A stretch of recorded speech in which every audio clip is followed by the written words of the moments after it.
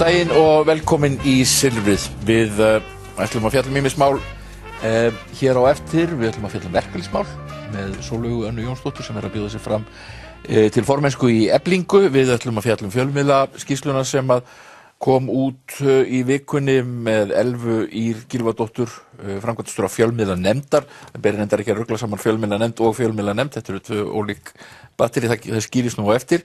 En við byrjum hérna á vettvangi dagsins með Ólafi Ísleifssyni, alþingismanni, Eldar Haupens sem varaformaður Vinstri grænna frá Akureyri, Söru Óskarsson sem varaþingmaður, myndlistamaður og varaþingmaður Pírata, og Eyþór Arnalds sem sigraði mjög glæsilega í leiðtogaprófkjöri Sjálfstæðisflokksins í gær. Til hamingju, Eyþór, ég ætla að byrja á þér. Þetta er gríðarlegur sigur, 60% atkvæða, það ekki? Jú, þetta var mjög meira heldur en maður gat gert sér vonir og greinilegt að þessar áherslur sem ég var með að þær höfðu hljómgrunn á fólkinu. Þannig að ég var mjög ánægður með það. Þakkláttur. En hvað gerist næst? Ég meina nú þarf flokkurinn að stilla upp lista svona á bak við þig. Já, og það er kjörnefnd að störfum og allir geta komið með tillögu að því að þeir verði á lista og kjörnefnd fer síðan yfir það og vinnur úr því. Og hefur þú áhrif á það hvernig þessi listi verður skipað? Ég til að úrslit prófkjörsins hljóta hafa einhver áhrif en kjörnefndin, ég virði störf hennar og ég hef alltaf haft á skoðun að frambjóðandi, hann ná ekki að ráða of miklu, hann ná líka að hlusta. Já, en segðu mig, hvaða málefni heldur þú að verði kosið hérna í borginni vor? Ég held að verði kosið breytingar, hvort að fólk vilji óbreytt ástand eða breytingar. Ég held að verði kosið samgöngumál, því að fólk sérstaklega í Austurborginni er fast á leiðinni í skuttlið, er ekki lengur skuttl, það er langferð og þeir þekkja það sem 44 mínútur, kannski að fara á milli staða.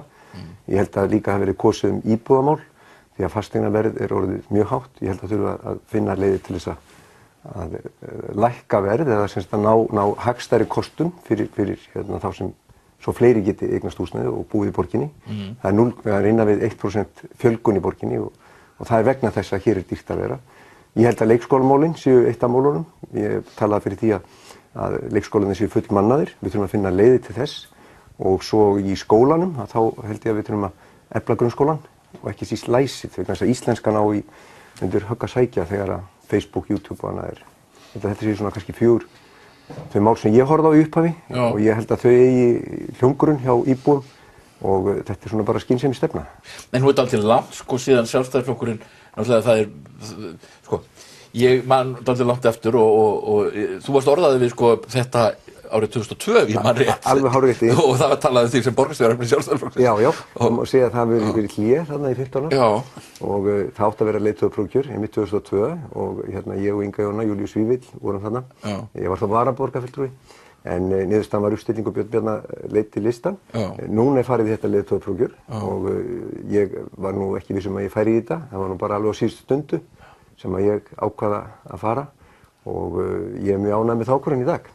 En það er aldrei langt síðan Sjálfstæðisflokkurinn hefur verið nálægt, því að hann satt náttúrulega við völd þarna í samstjórnarstjórn með Framsóknarflokknum um tíma, en hann náttúrulega, Sjálfstæðisflokkurinn er ekki að fara að ná meirihluta í borginni, það er nú svona eiginlega óhugsandi nú við þessar aðstæður, þó að þú fengi gríðarlega meðbyrgð, þá þarf mikið til þess, en sérðu einhverja leið til að Sjálfstæðisflokkurinn komist til valda hérna? Já, algjörlega. Ég held að það verða nú eitthvað 10-12 framboð kannski hérna í vor og fjöldi borgarfulltrúa verður meiri. Ég held að við getum unnið, ef við erum með þessar áherslur sem ég er að tala fyrir, þá getum við unnið með hverju sem er í sjálfu sér, svo lengi sem þeir geta unnið með okkur. Og ég held að þetta sé bara eitthvað sem við stefnum að ná fram breytingum hér til góðs.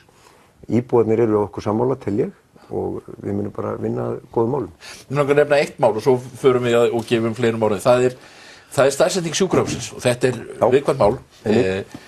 Búið að dragast vonuviti, miðflokkurinn, því miður voru allir, og það var allt í góðu en allir í miðflokknum voru bara í burtu núna um helginni. Ég hefði gert að vilja fá einhvern úr miðflokknum til að tala, af því þeir eru náttúrulega mikið með þetta mál. En hvernig er með hvaða afstöðu myndu taka til sjúkrahússins? Ég tel að það sé misráðið að hafa svona gríðarlega stóran vinnustað í miðborginni. Þessi hugmynd er náttúrulega gömul en það hefur margt breyst síðan hún fór á stað. Ég held að það ég að skoða þann möguleika að stór hluti áformanna fari eitthvað annað, til dæmis á Keldur eða á Vífilsstaði. Þetta bæði umferðarmál, því að þetta mun valda gríðarlegum vandræðum í umferðinu og ekki á það bætandi. Ég held að þetta geti líka valdið manneklu á spítalanum, því að ef að fólk á erfitt með að komast á spítalan og heim til sín, að þá mun það hugsanlega velja sér önnur störf, og við sjáum hvernig manneklan í leikskólanum. Það bæði launamál en það líka önnur mál sem að valda því. Ég held að þarna getum við verið að sjá bæði skipulagsslys, umferðarvanda og mögulega hefur þetta áhrif á mönnun á spítalanum. Þannig að ég held að það væri mjög skynsamlegt að reyna að skipta álaginu. Hluti af umferðarvandanum eru skipulagsmálin. Það allt og mikið af atvinnustarfsemi í miðborginni og íbúðirnar eru í úthverfunum. Þannig að þegar við horfum til dæmis á drónamyndir af umferðinni, þá er það þannig að það eru stíflaðar umferðaræðar inn í borgina á morgnana og stíflaðar út úr borginni í seinnipartinn, en það sem vekur athygli mína er það að hinar akreinar eru tómar. Þannig að hámarksnýtingin er 50%, 55%.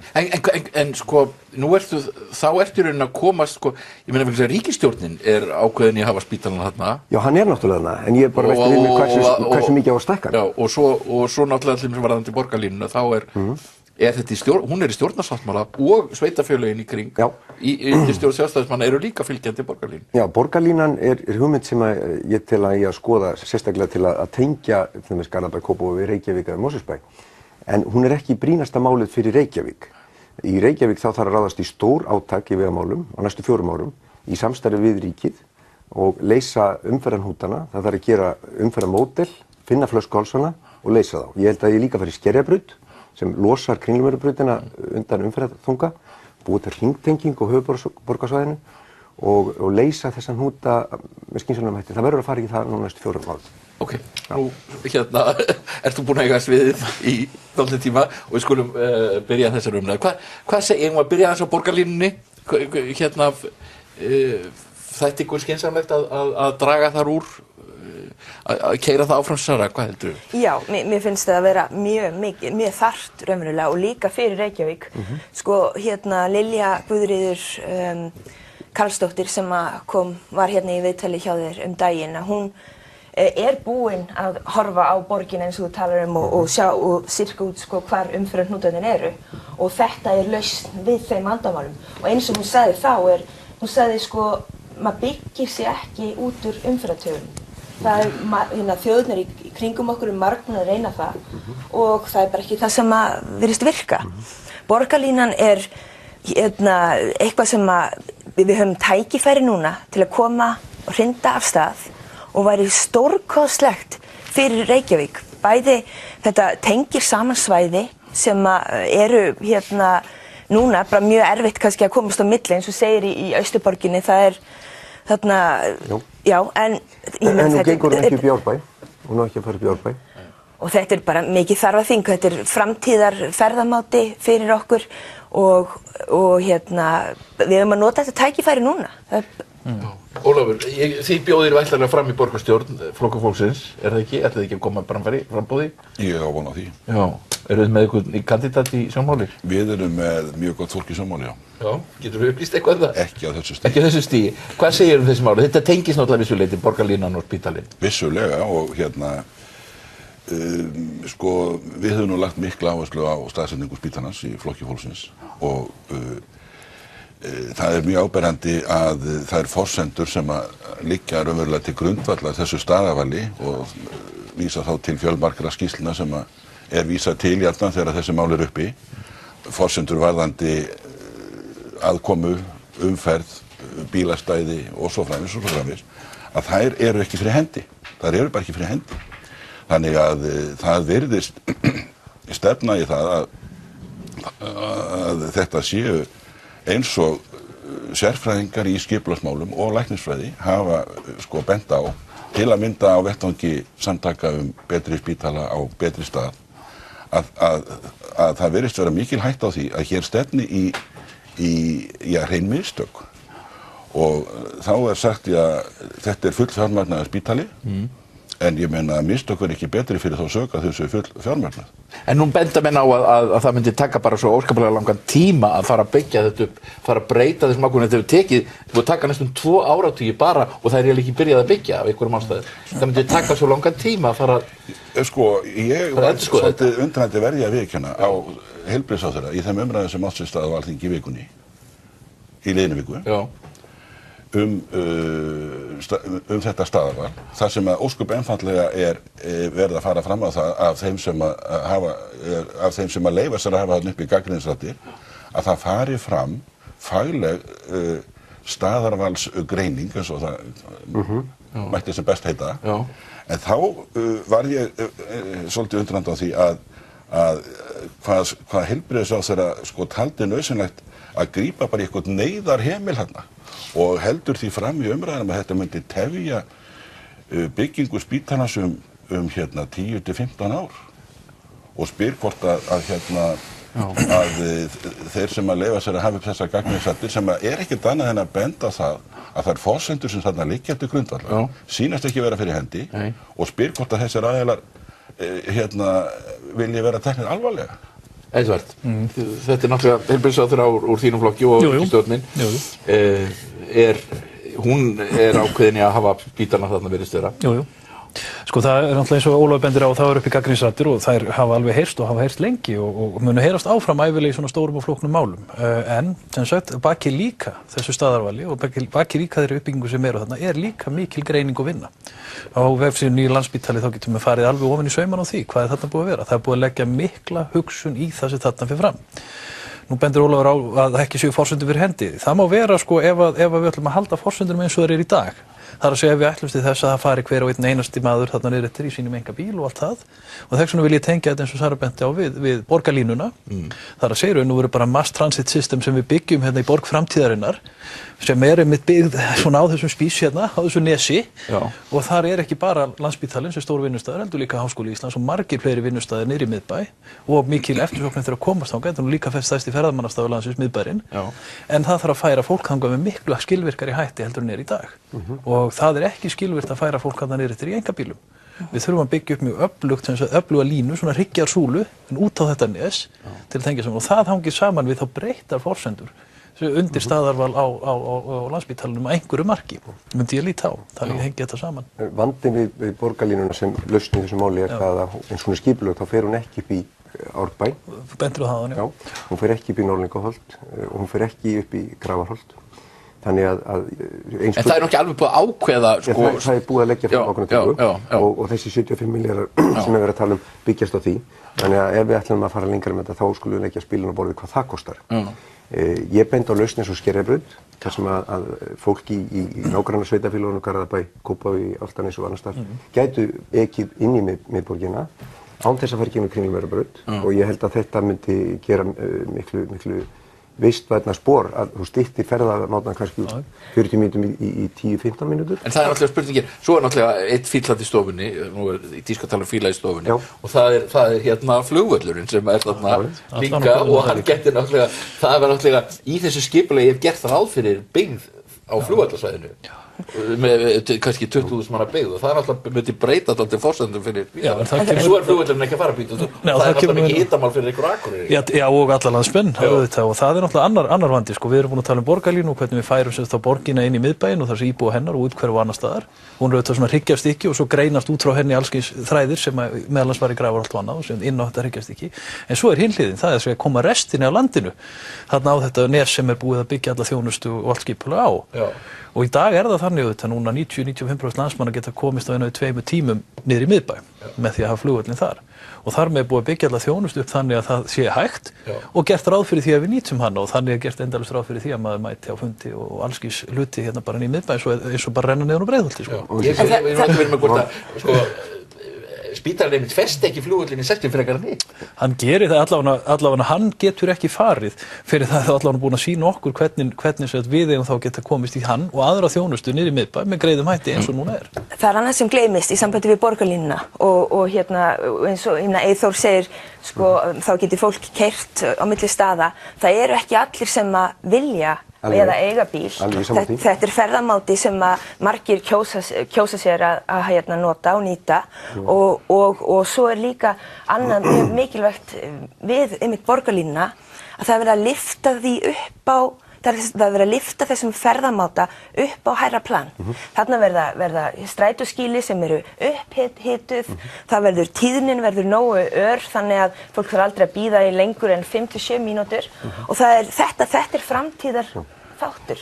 Ég sammála því að við erum að hafa fjölbreytta aðferðir við að fara á milli stað. Ég er einnig að labba sjálfur svona 10 km á dag en við eigum að labba, við eigum að hjóla og þeir sem þurfa að nota almenningssamgöngur og vilja nota þær þeir eru að skilið að fá betri samgöngur. Ég tel að ég að efla strætó, bæta leiðakerfið. Ég myndi vilja sjá börn sem ekki geta haft bílpróf hafa frítt í strætó eins og það hefur verið gert til dæmis í Árborg innan sveitarfélags og auka þannig notkunina. Ég myndi líka vilja laga þessar forgangslínur. Ég tel líka að strætói nota nýja tækni og svo framvegis. En ég er að þeirra skoðunar að fyrsta ég er að lýsa því að fyrsta forgangsmálið í Reykjavík er að bæta vegakerfið með stóra átaki, bæði fyrir fjölskyldubílinn og fyrir strætó. Það er það sem ég held að sé. Við erum ekki að velja endilega hvernig fólk ferðast, en við erum að tryggja að það geti ferðast. En hvar myndur þú vilja bæta vegakerfið? Ég myndi vilja gera heilsteypt módel fyrir höfuðborgarsvæðið, fyrsta lagi, finna hvað flöskuhálsarnir eru. Ég myndi vilja sjá Skerjabraut eins og ég nefndi. Ég myndi líka vilja sjá færri svona ljósastýrð gatnamót, þannig að við værum að fara skynsamlega leið. Þetta er allt spurning um flæðið, ég mun bara vinna með fagaðilum. En þú þarf náttúrulega að stækka, það þarf ekki að fara í erum ekki þá komnir í mislæg gatnamót? Það er ekki að fara í tröllvaxna lausnir. Ég vil að við vinnum þetta faglega. Þetta er ekki, sko við erum 130.000 manns hérna í borginni. Við erum ekki milljónaborg, en við eigum ekki að vera með umferðartafir sem eru á við milljónaborg. Ég held að þetta sé hægt að leysa og við erum með fagaðilega í þessu til að vinna að þessu. Ég held að borgarlína sé ákveðin hugmynd fyrir framtíðina, fínt að ræða það, en það er orðið svo brýnt að sjúkrabílar komast ekki nægilega leiðarsinnar. Það verður að leysa umferðarvandann, vöxturinn í umferðinni er svo mikill. Já, hér eru náttúrulega ekki umferðartafir í líkingu við það sem gerist í milljónaborg, við skulum bara hafa það alveg á hreinu. Það er þá á háannatímanum? Það eru þá 5 mínútur, ég sé þetta á einhverju tímu. Nei, 45 mínútur, ef þú byrjir í Austurborginni. En það réttlætir ekki einhverja milljarða fjárfestingar eins og til að mynda í mislæg. Það eru mjög arðbærar og ég vil aðeins koma inn á það, þú nefnir það. Ég tel að þetta sé einhverja arðbærustu fjárfestingarnar, bæði varðandi slys og örkuml. Það eru hættulegustu vegir og gatnamót landsins eru núna í borginni og það er bara komið tími til að... En þyrftum við þá ekki að setja mislæg gatnamót bara á Miklubrautina, Bústaðaveginn? Ég segi bara notum þær lausnir sem eru hagkvæmastar, förum í átak. Ég ætla ekki að rífast um einstök gatnamót. Við þurfum stór átak, við þurfum að vinna með ríkinu og við þurfum að vinna með færustu sérfræðingum. Ég tel að það sé mjög sterkt ákall í borginni eftir breytingum á þessu sviði eins og reyndar á fleiri sviðum. Og það þarf líka að verða hugarfarsbreyting og það þarf að hverfa frá þeirri stefnu sem hefur verið rekin hér og taka upp stefnu sem miðar að því að umferðin verði greiðari og öruggari og það þarf að huga líka sömuleiðis að leiða honum út úr borginni. Ég leyfi mér að nefna hérna eitt atriði sem ekki hefur nefnt í umræðinu sem er Sundabrautin, hana sárvantar hérna. Það er mjög alvarlegt ástand á veginum uppi á Kjalarnesi. Hann er hérna hættulegur orðinn beinlínis. Þetta er nú bara partur af hérna hringveginum og alveg til vansa hérna hvernig fyrir þeim vegi er komið, líka það að hann skuli vera bara innbreiður. Þannig að þarna bíða mikil verkefni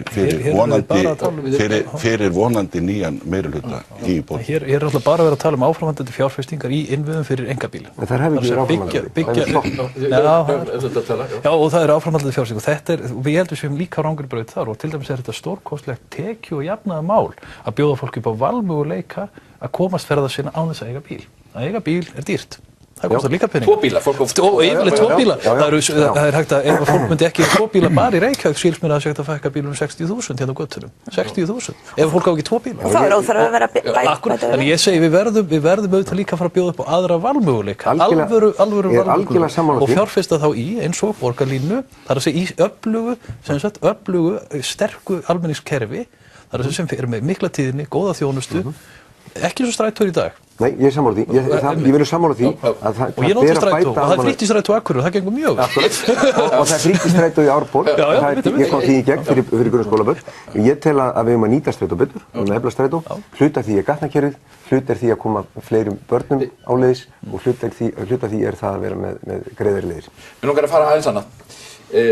Mál málanna hefur verið dómsmálaráðherrann í fjölmiðlum, búið að standa dálítið lengi og skipa hann í Landsrétt. Það má vel segja að þú hafi verið svona lent í dálítiðum flækjum hérna í gær, Edvard. Sko, já.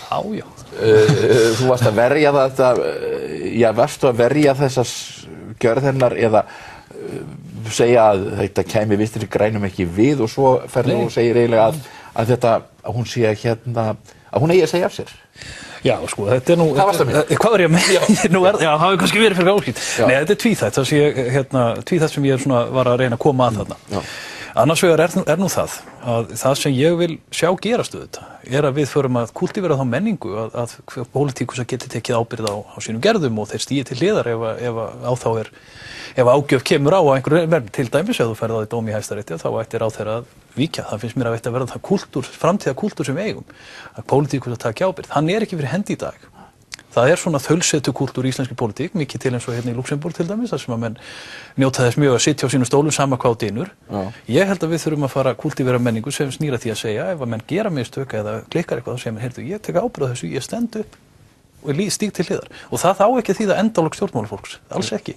Það á að vera vitnisburður pólitískt þor og þolgæði að geta stígið til hliðar og sagt, heyrðu, hér gerði ég mistök, nú dreg ég mig til hliðars og ég kem kannski aftur eða hvernig sem það er.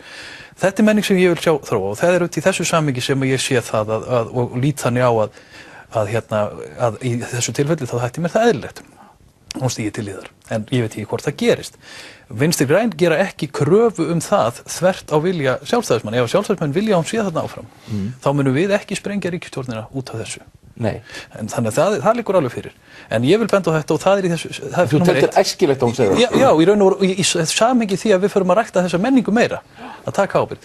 Hitt sem ég benti á sem að sem þú bendir á að ég sé að reyna fyrir ábyrgð eða slíkt, auðvitað er það rétt að Vinstri græn fóru í ríkisstjórnum Sjálfstæðisflokki, vitandi full vel af þessu máli. Við vissum það alveg fyrirfram og þetta var eitt af því sem var umdeilt á okkar flokksráðsþingi þau samþykktu stjórnarsáttmálinn og annað. Það var alveg bent á þetta og þarna kemur nú ein beinagrindin úr skápnum menn, var alveg sagt. Þannig við gengum vitandi vits að því og auðvitað því leyti ber Vinstri græn ábyrgð á því að hér hún sé dómsmálaráðherra. Að sjálfsögðu, ég ætla ekki að skora undan því.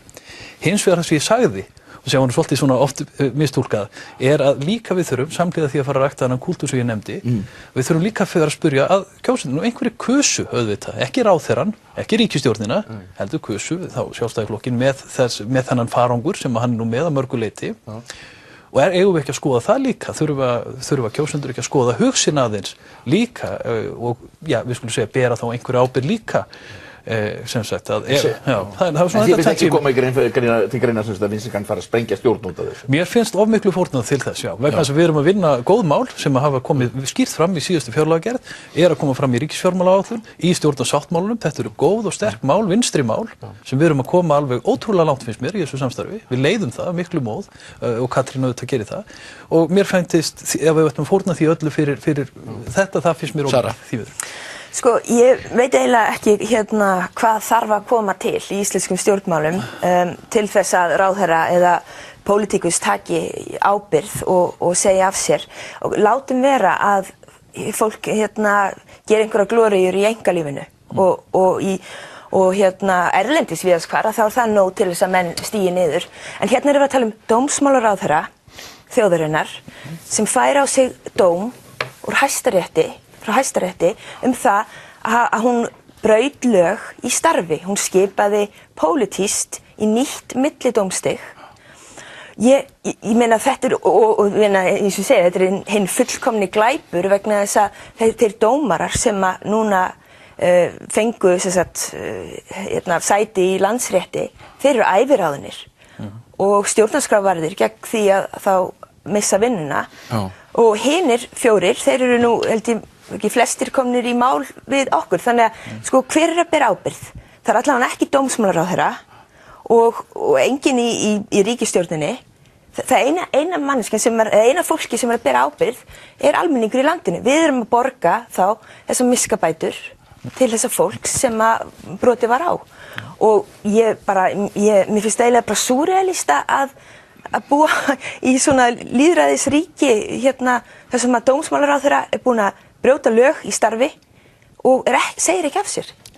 Ég veit ekki. En hvað finnst þér þá að Vinstri græn sitji í ríkisstjórn þar sem þetta liðið? Já, mér finnst, ég myndi ekki gera það, en ég segi samt eins og Edvard, sko, þetta erfitt vegna þess að þessi ríkisstjórn, ég mjög ánægð með mjög marga hluti með hana og ég held að hún komið til með að gera frábæra hluti, en þess vegna líka á bara dómsmálaráðherra að sjá sóma sinn í það að leyfa þessu góða fólki að starfa og segja af sér og taka ábyrgð. Hvað segir þú, Ólafur? Já, hér náttúrulega kemur svona fram ákveðin birtingamynd á svona kannski vissum vandkvæðum sem eru á þessu ríkisstjórnarsamstarfi. Hér eru að vinna saman flokkar sem alla jafna hafa ekki átt samleið í ríkisstjórnum. Síðast voru þessir flokkar saman í ríkisstjórn sem að rofnaði haustið 1946. Já. Það ekki fyrir mjög tíð. Út af kananum. Út af kananum. Það fyrir tíð okkar allra. En ég séð, auðvitað átt að menn sig á þessu. Hér tala náttúrulega maður úr efsta lagi forystuflokks ríkisstjórnarinnar. Og það alveg greinilegt að ef maður leggur saman þess atburðarás að þá hefur það verið svona metið að það þyrfti svona að koma ákveðið útspil svona til að sefa þá sem eru hvað órálegastir þarna og svo er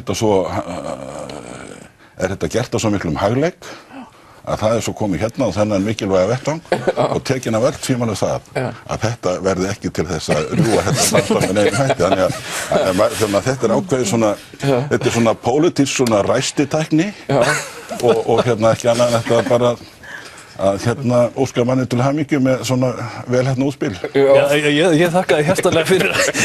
Ég nú ekki svo kalkúleraður og makkíavelískur en takk fyrir þetta samt. Ég veit nú ekki hvort ég... Ykkur ástæða til að Sigurður segja af sér, Eyþór? Mér sýnist það ekki, ef Vinstri grænir hafa þessi afstöðu þá er það sjálfur hinn, en ég hef ekki fylgst með málinu í smáatriðum, en er það ekki rétt að það Alþingi sem tók að ákvörðun? Já. Jú, staðfesti sem skipanir. Já, ég segi að það kom ekki nöfnir til að var það.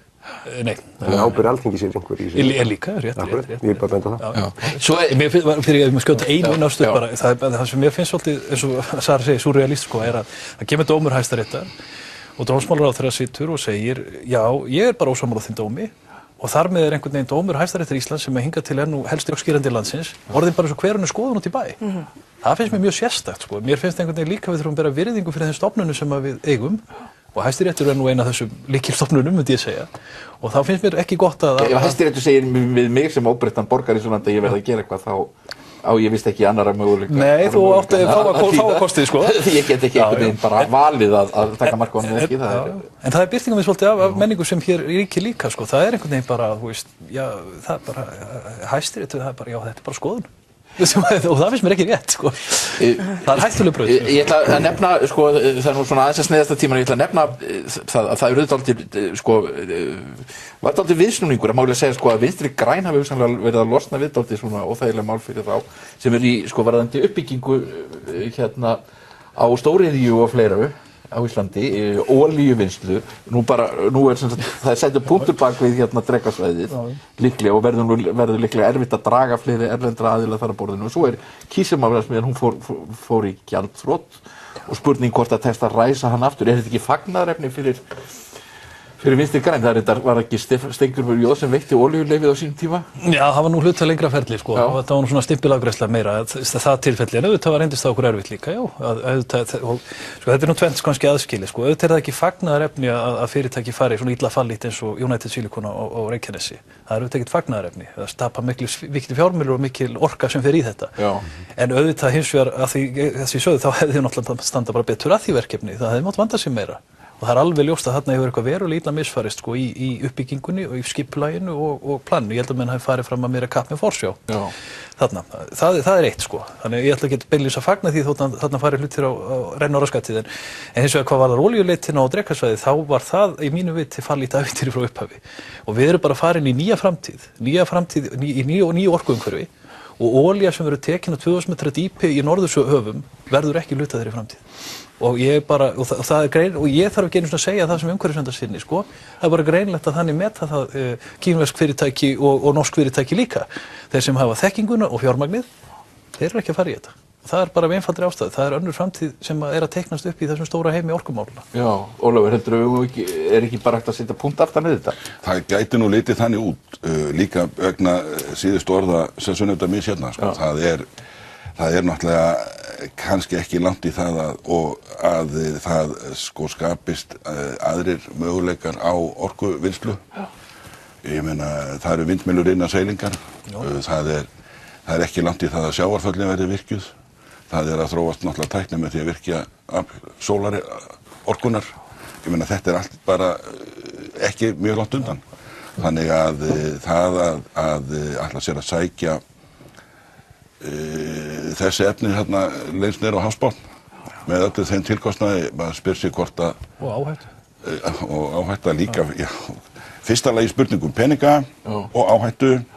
Þannig að maður spyr sig í raun og veru hvort að þetta eigi sér nokkra framtíð og þeir sem hafa greitt þarna atkvæði með fótbolnum, náttúrulega Kínverjarnir og Norðmennirnir, það er kannski, og það eru þetta eins og Edvard bendir á, það eru þetta menn sem að... En Norðmenn eru sem að hætta að dæla olíu, þeir eru alveg að í Barentshafi og það er alltaf Rússar að koma inn líka og þannig að þú veist, menn eru ekki hættir að dæla olíu.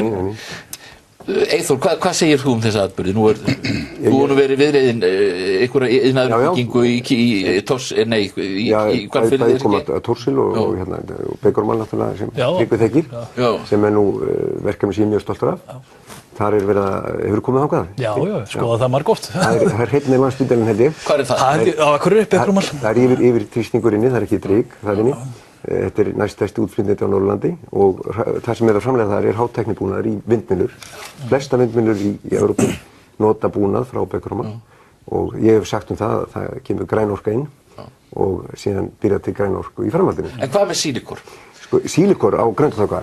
Nei, nú ruglar maður svo saman. United er búið, það sést mér. Og það er náttúrulega bara sorgarferli og hefur skaðað alla niðurinn á Íslandi. Ég held að það hefur ekkert mál auki líkunar á sæstrengum jafn mikið og United Silicon. Á því að við förum að segja... Já, ég segi það. Einu segir það svona kannski í gríni, en þetta er náttúrulega mikil hrakkfallasaga en iðnaðurinn er á Íslandi mjög merkur án iðnaðarins og þeirra þekkingar sem eru orðið í þessi verkfræði. Þá værum við ekki með jafn sterkar deildir í háskólanum, nefnir sinni dæmi. Þannig að við mögum ekki afskrifa iðnaðinn, en hann þarf að vera hreinn og hann þarf að vera góður. Sara? Sko, ég er bara svo ánægð með umhverfisráðherra að ég hef bara eiginlega áhyggjur af þessu, eins og vel. Ég er bara því snilldar ákvörðun hjá Katrínu Jakobsdóttur að fá hann mumma í það hlutverk og ég hef, eins og ég segi, ekki áhyggjur af því að það verði önnur svona katastrófa eins og United Silicon. Nei, ég hef ekki trúið að þetta geti gerst aftur. Bara rétt af því að þú ert ferðamála prófessor frá Akureyri. Já. Þeir þurfum að fá blindfúsbúnað á Akureyri. Jú, það var nefnt til þess að þar að segja. Það þurfum við svona frálengur. Já, þetta var nú bara óláð náttúrulega í tvö skipti að þotan kemur akkurat úr norðri í akkurat í blindhríð. Og þá náttúrulega náður ekki að lenda, það er engin blindfúsbúnaður úr norðri. Yfirleitt er það nú þannig að þegar blind er, að þá er það í norðan stórhríð og kolvitlausu veðri. Og þá hvort þeir ekki reynt aðflugur norðri. En núna vildi svo til að í tvö skipti þá svona logn drífa og alveg þétt. En verður hægt að laga þetta? Já, það er komið það verður held í október settur upp gamall lesbúnað frá Keflavík. Þetta er ekki alveg hið besta, ég meina við vildum helst fá nýjan. En þá leysir hann þetta mál allavega að þegar vindur er minna en 10 metrar á sekúndu í stélið úr norðri, að þá verður hægt að lenda og þá verður hægt að fljúga með farþega inn á Akureyri. Já, en eins og ég segi, ég minni bara á að stórhríðirnar okkar þær eru yfirleitt að norðan og yfirleitt með einhverju vindi, þannig að þetta kannski leysir ekki allt. En þessi tvö mjög óheppilegu skipti myndi það allavega leysa. En á það framtíð fyrir sér að fljúga með farþega til Akureyrar? Já, sjálfsögðu það, rétt eins og aðra norðlæga staði í beinu flugi, sko, en kjarninn í því er auðvitað ekki það að fá flugfélög til verksins, það er kjarninn í því að fá ferðaskrifstofu til verksins sem bjóða ferðapakka. En er ferðamennskjan ekki hvað sem er að fara að draga saman hérna? Nei, það er ekki að tala um Ísland alls staðar sem okurland og... Ég hef bent mikið á það í þessu samhengi að það sem stýrir þróun ferðamennsku á Íslandi og ferðaþjónustunnar og fjölgunnar, það er flugið, númer 1, 2 og 3. Það er þessi ráðandi þáttur. Og verð á flugi til landsins, það er bara á hreinni niðurleið. Bara alls þar í heim. Það er alltaf verið að dælinn farþegum, en það er alltaf rosa mikið svona á þessum rúndi til og frá Ameríku. Jú, og þess vegna þurfum við, og það kemur líka inn í bæ. Það lóðbeint samhengi milli sko kemur inn í landi og það. Það sem þarf að gera, það þarf að dreifa með þetta og reynda dreifir ekki fólki, en það gerur bara með því að bjóða upp á aðgengi. Með öðrum orðum það þarf að tengja Keflavík betur við restina af landinu til að bjóða upp á aðgengi landið og svo þetta möguleika beinu leiguflugi eins og við erum með í gangi. En það er þá ekki bara að flytja innanlandsflugi til Keflavíkur? Sko, ef við væri bara ferðaþjónustu hagsmuni ferðaþjónustunnar að ræða, þá væri það auðvitað hið besta. Þannig að það þarf kannski að blanda þessu saman, Reykjavík og Keflavík. Já, sko, það þarf, eins og ég sagði áðan, það þarf að leysa það hvernig við á landsbyggðinni sem núna í gegnum áraraðir hefur verið gert það að þurfa að sækja allt niður í miðbæ, að það þarf að leysa það áður en flugvöllurinn fer. Eyþór, þú varst í 2102, var það ekki, hérna á móti flugvöllunum? Jú, sko, Trausti Valsson, þá ágæti maður, hann var með áhugaverð hugmynd að flytja flugbrautirnar út í Skerjafjörð. Mér fannst það áhugaverð hugmynd, því þá hefði verið hægt að fara í uppbyggingu í Vatnsmýri, en jafnframt að tryggja að flugvöllurinn væri áfram í miðborginni. Sú hugmynd var stegin út af borðinu, var ekki til dæmis inn í Rögnum-nefndinni og ég er alveg sammála að tryggja að við höfuðborgin þarf að hafa flugsamgöngur. Ég segi þetta er okkar lestarstöð. Ég var þetta að tala við stórmerkilega mannan Dagfinn Stefánsson flugstjóra. Hann var að sýna með kortin af flugvöllunum á Bessastaðanesi sem hann sagði væri besta flugvallarstæði á Íslandi og það þarf ekkert annað en að ég meina forsetinn sér þá nokkra flugvélar þarna fyrir utan. Já. En það voru Ameríkanar sem komist að því á sínum tíma. Það var merkilegt. En ég held að höfuðborgin, við erum sammála um að halda landinu í byggð. Við verðum að hafa þessa lestarstöð í höfuðborginni sem að tengja landið. Við verðum að slíta, sko, nú ætlum ég að fá þig bara til að fara burt, Eyþór. Ég þakka þér fyrir þú bara eigast við þig hérna dálítið. Ég ætla að fá Sólveigu Önnu Jónsdóttur sem í framboði hérna hjá Eflingu. Takk. Já, við ætlum að tala aðeins verkalýðsmál. Sólveig Anna er í framboði til formanns hjá Eflingu, kosningarnar á næstunni. Ég bauð Ingvari andstæðingi hennar eða sem frambjóðandi stjórnarinnar í Eflingu að koma hingað líka, en hann talaði að framboðsveistu væri ekki liðin og það væri ekki tímavert og við verðum það, en ég ákvæmur samt að bjóða Sólveigu hingað. Það eru svona hræringar í verkalýðshreyfingunni, má segja. Hvernig ert þú að bjóða þig fram?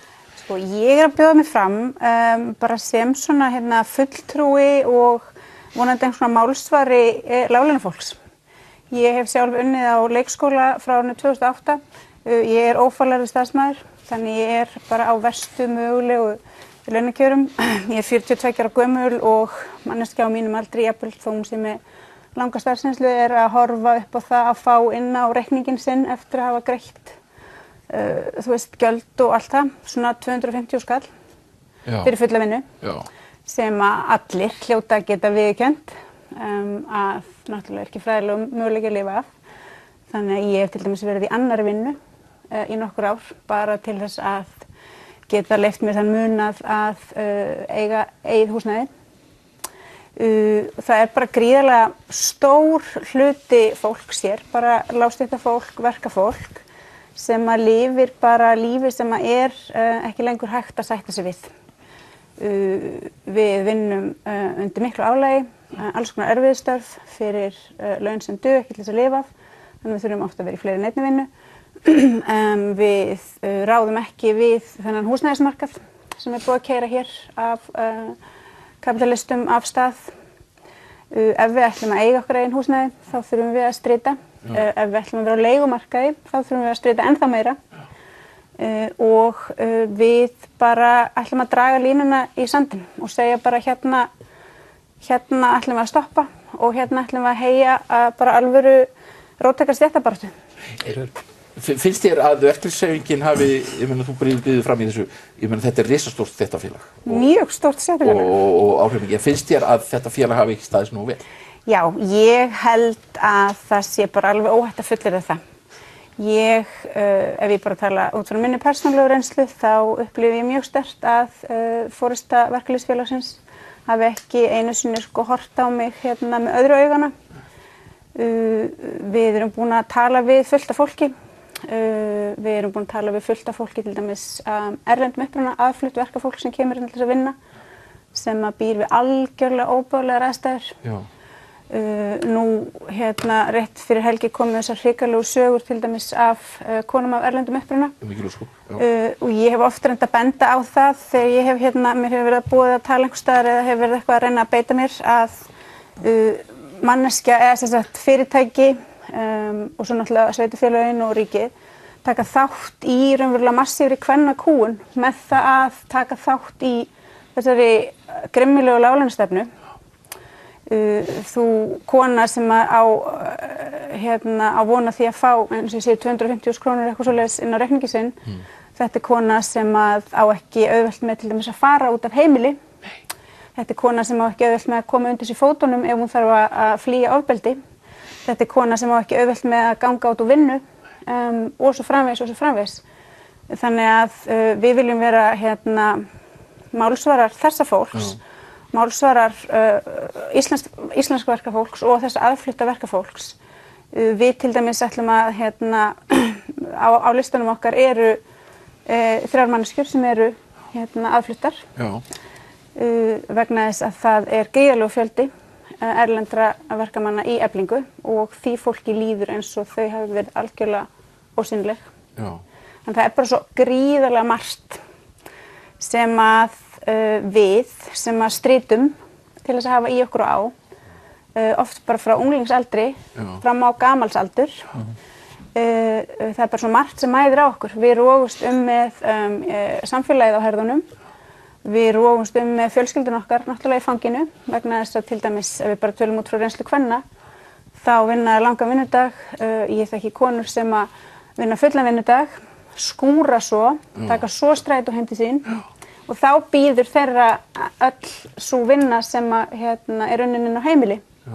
Og þannig að það bara augljóst að við erum bara komin nóg og það bara líka stemning, ekki bara hér á Íslandi. Við bara horfum út í veröld, við horfum á baráttuna í Bretlandi, Jeremy Corbyn sem að safna nú liði til þess að hefja stóra slaginn við auðveldi þar. Ertu að tala bara fyrir meiri stéttabaráttu? Ég bara að tala fyrir markvissri, róttækri, herskári stéttabaráttu þar sem að verkafólki verður aftur bara gefið pláss í samfélaginu, þar sem að það verður ekkert okkur án okkar, þar sem að við verðum ekki látin taka á okkur allar afleiðingar kreppunar, allar hagræðingar og allar niðurskurð í okkar störfum okkar lífi og þurfum svo að horfa upp á það að svo blásið til nýrrar uppsveiflu og þá aftur erum við tapararnir. Við ætlum bara að segja stopp, hingað ekki lengra, við krefjumst þess að fá það pláss í samfélaginu sem við eigum skilið. En hafa stjórnmálaflokkarnir ekki vanrækt þetta fólk? Ég tók því að Óli Björn Kárason þingmaður Sjálfstæðisflokksins fór í heimsókn til öryrkjabandalagsins og sagði allt í einu það verður bara að gera miklu meira fyrir þetta fólk og þetta flokkur fólksins hefur kannski helst verið að tala máli finnst manni fátækra og öryrkja og sjúkra núna í pólitíkinni. Hann Óli, hann maður sem talar meðferð á talar hvað við eigum að stálhnefa þegar kemur að hælisleitum og innflytjendum. Flokkur fólksins hefur ekki tekið þess til að vera talsmaður aðflutt verkafólks. Við lítum á þetta bara sem eina stóra baráttu. Bara kúað og jaðarsett og fólk sem hefur orðið undir í samfélaginu og fólk sem að bara vinnur einmitt alla ævi án þess að uppskera nokkuð. Ég bara lít svo á að barátta okkar sé bara sameiginleg barátta. Þannig að við til dæmis þú leggjum mjög mikið upp úr því að vera ekki einungis málsvarar þeirra sem eru fæddir hér á Íslandi, heldur bara málsvarar alls verkafólks sem kemur hingað til þess að vinna. En þurfum við þá að gera að ná til þess í þessari kosningu? Við bara höfum verið að tala við það alveg á fullu. Það hefur verið mætt á fundi hjá okkur og eins og ég benti á þann þá erum við með á listanum 3 manneskjur af erlendum uppruna. Hvenær kosningin? Kosningin það góð spurning. Við skilum inn listanum okkar og ásamt undirskriftum á morgun og svo fer einhver tími í að fara yfir það og við reiknum með að verði kosið í mars, apríl. Og svo listi stjórnarinnar líka. Já. En þetta hefur náttúrulega verið mikið hreyfing í verkalýðshreyfingunni í kringum það sem gerist í VR. Tengið ykkur við það? Við horfum bara á þá baráttu, bara eins og við horfum á baráttu bara víða veröld. Við sjáum bara að nú tækifæri til þess að vekja upp einhvern eldmóð til þess að fara af stað og gera þetta almennilega. Sólveig Anna Jónsdóttir, takk fyrir að koma. Við ætlum að tala fjölmiðlaskýrsluna næst með Elvu Ýr Gylfadóttur og þakka ykkur fyrir að vera með hér á þessum vettvangi.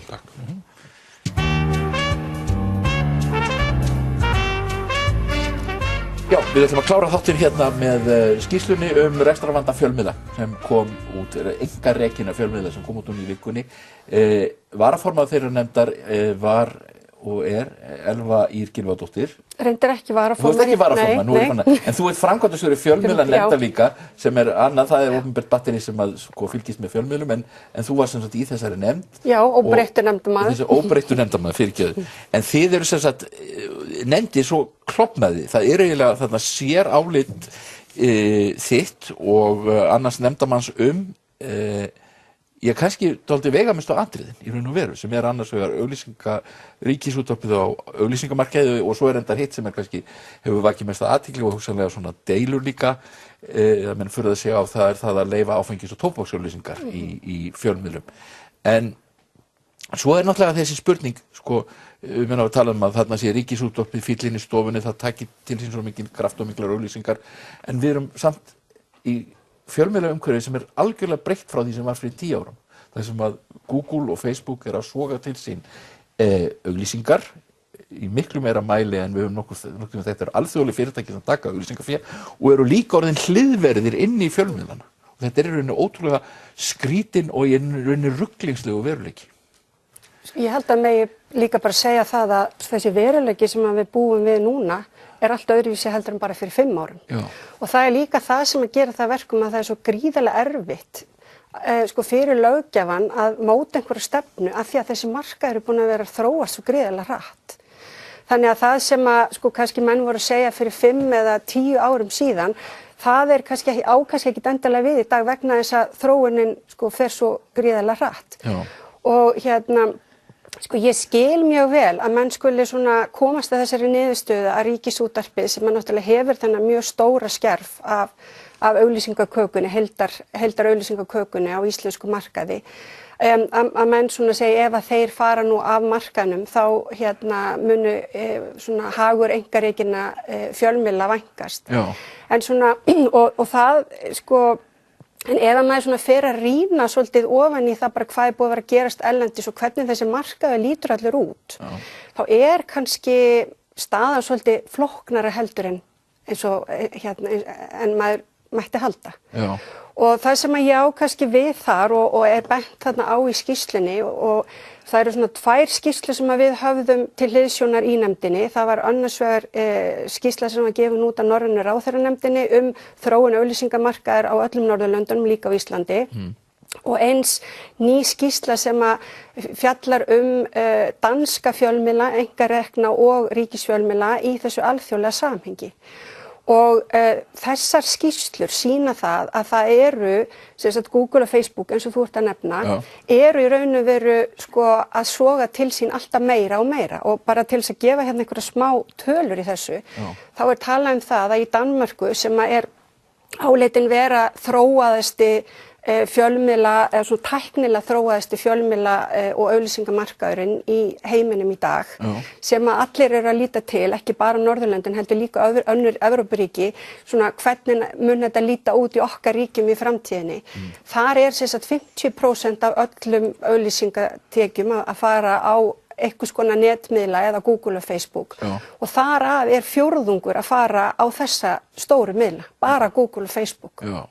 Og í þessari stóru skýrslu sem var gefin út í lok síðasta árs í Danmörku, þá líka bent á það að mesta þróunin að verða í þá átt netmiðlar eða fyrirtæki á netinu að taka mest til sín og þeir reikna með því að 75 til 90% af öllum auglýsingatekjum sem að fer á netið muni fara til þessara 2 miðla, já, á næstu árum. þetta bara það sem heitir á ensku eiginlega. Þetta eiginlega einokun. Þetta svona perfect storm hérna, Já. það bara sópar öllu öðru burt. Já, og það sem líka athyglisvert í þessari skýrslu og það það að hérna það náttúrulega kannski, fólk gerir sér ekki grein fyrir því, en það einn ríkisrekin fjölmiðl í Danmörku sem heitir TV2 sem á auglýsingamarkaði og hann sá eini sem hefur haldið í raun og veru sinni hlutdeild þrátt fyrir þannan storm sem hefði verið á dönsku markaði. Já.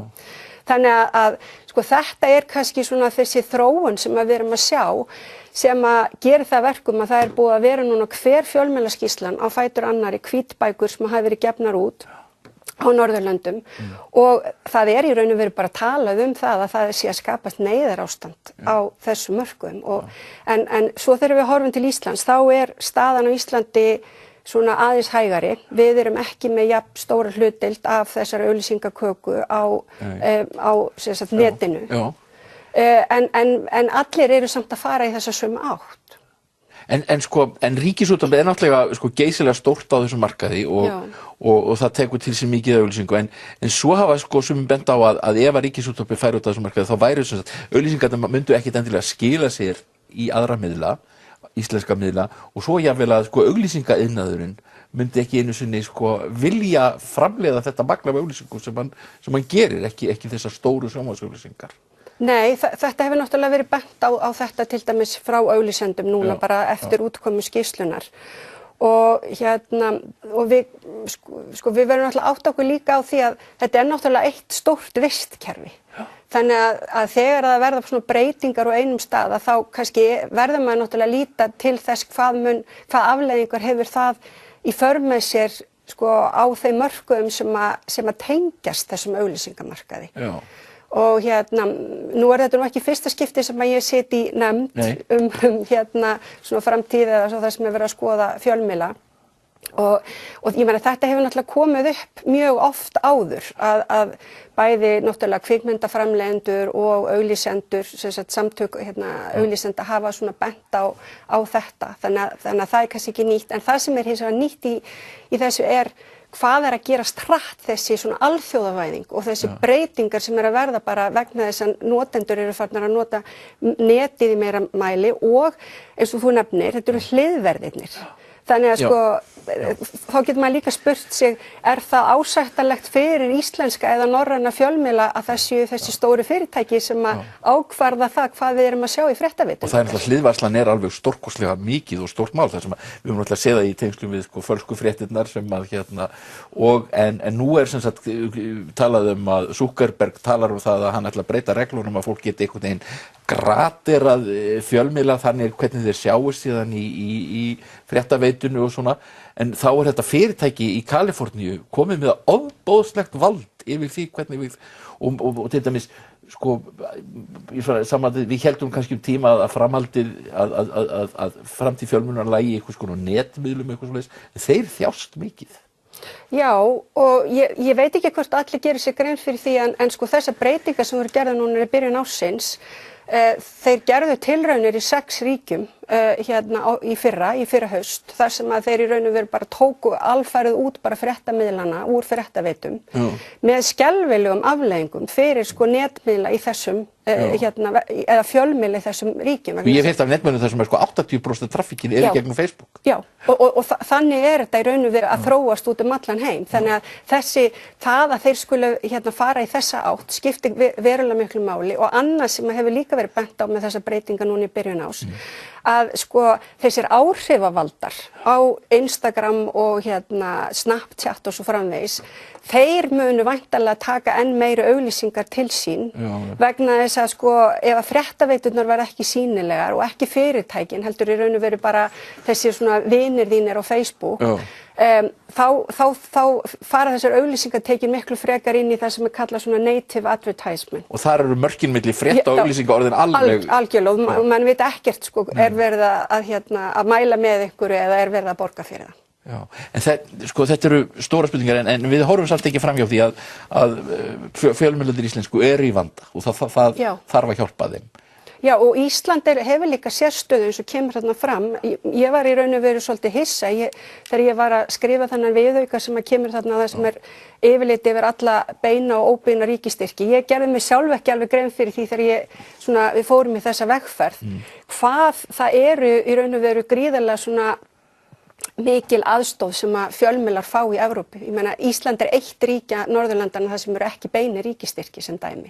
Og sko niðurgreiðsla á póstburðargjöldum, núllvaskur og svo framvegis að finna víða. En hins vegar þá íslensku fjölmiðlamarkaður líka sérstakur því leyti að miðað við mjög mörg önnur ríki þá mjög fáir miðlar sem eru sko að fá áskriftatekjur. Já, og þannig að virðisaukaskattshlutinn miklu minni. Já, sko, þó við slægjum að virðisaukaskattinn og áskriftarfjölmiðlum þá erum við að tala í rauninni bara Stöð 2 og Morgunblaðið og Viðskiptablaðið, Stundin og svo eru náttúrulega líka nokkrir Þannig að það myndi duga að hjálpa sumum en öðrum ekki neitt. Já, og í raun og veru þá myndi þetta hjálpa miklu minna hér á landi heldur en að gera til dæmis á Norðurlöndunum vegna þess að þar eru miklu fleiri miðlar í áskrift ennþá. Okkur hefur svona verið komið upp á það að fá fréttir frítt. Og þannig að þetta svona alþjóðlega umhverfi sem við búum við og þessi þróun, hún hefur áhrif náttúrulega á sko fréttastofurnar og það getur fjölmiðla til þess að stunda rannsóknarblaðamenn, sko þetta kannski kemur fyrst niður þar. Já. Þannig að þessar tillögur sem eru settar fram og meðal annars þessi tillaga sem að nefndin stendur alveg alls hugar á bakvið með það að aðstoða fjölmiðla bæði þá alltaf 25% af þessu svona ritstjórnar kostnaði og eins náttúrulega að hjálpa fjölmiðlum með tal og texta á íslensku vegna þess að það náttúrulega líka menningarlegt hlutverk. Ég held að þetta myndi skipta fjölmiðla alveg gríðarlega miklu máli og þá erum við kannski líka komin svolítið í takt við það sem við sjáum vera að gerast á Norðurlöndunum. En sko, það eitt í þessu að sko Facebook og Google borga ekki skatta hérna. Já, það reyndar heillöng umfjöllun þetta mál sko í skýrslunni hvernig þetta skattaumhverfi Þannig að sko það rétt að þeir náttúrulega ekki að borga sér skatta af sinni sko starfsemi hér. Nei. Það er kannski eitt af því sem þarf að gera varðandi þess að fyrirtæki. Og þess vegna náttúrulega sko fyrir fólk sem hefur áhuga á þeim hluta þá mjög ítarleg fjallað þetta. Men þetta náttúrulega ekki bara íslenskt vandamál. Þetta náttúrulega evrópskt vandamál getur maður sagt. Vegna þess að þetta náttúrulega það sem svona þetta ójafnvægi sem milli fjölmiðla í Evrópu sko þegar þau eru að keppa við þessi stóru fyrirtæki. Örstutt í lokin, sko menn fara nú stundum að tala kannski ekki stóru línurnar í þessu heldur minni línurnar. Öll athygli fer á ríkið á auglýsingamarkaði og það náttúrulega stórmál en það náttúrulega miklu fleira í þessu. Svo en það var þetta og þar gerðið þú líka sérálit áfengis- og tóbaksauglýsingar. Já. Og nú þetta koma áfengisauglýsingar til okkar sérstaklega minna nú tóbaksauglýsingar, það maður sér þannig að utan. En eigum við, eitthvað stætt á því að halda fram að banna það hér þá? Ég vil sjá þetta í erlendum. Já, við náttúrulega erum svona í þessari stöðu, ég og skattasérfræðingunni í fjármálaráðuneytinu sem voru með þetta sérálit, að við töldum okkur náttúrulega þurfa að svona fylgja stefnu ríkisstjórnarinnar. Við erum náttúrulega með þessi lýðheilsu markmið og svo framvegis, þannig að svona í þeirri stöðu sem við erum náttúrulega sko bara bentum við á það að þetta allt saman til staðar núna og það þarf náttúrulega að skoða þessi áhrif líka bara sko þessi óbeinu kostnaður af þessu á ríki, það þarf náttúrulega að skoða það í þessu stóra samhengi. Þannig að við bara bendum á það að þetta kannski svona stærra mál og það kannski erfitt að mæla með einhverju slíku nema að áhrifin komi fram líka og skoðið. Elva, þetta stórt umfjöllunarefni og afar fróðlegt og skiptir máli fyrir samfélag okkar og lýðræðið og allt. Þakka þér fyrir að koma í þáttinn. Þetta búið hjá okkur í dag. Takk fyrir að horfa.